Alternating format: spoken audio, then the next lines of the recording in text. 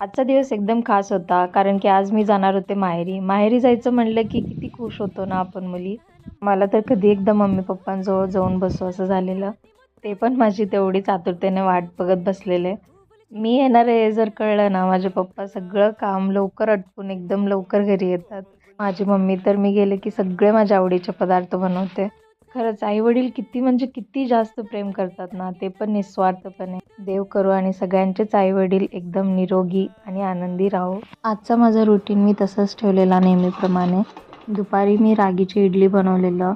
रागीची इडली खूप छान लागतात टेस्टला. तुम्ही पण नक्की ट्राय करून बघा आणि रेसिपी हवी असेल तर मला कमेंट करून नक्की सांगा.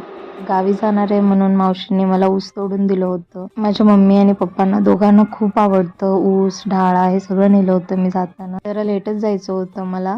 त्यामुळे मी दुपारी रागीची इडली आणि सांबार खाल्लेलं आणि इथे माझा भाऊ आला होता तर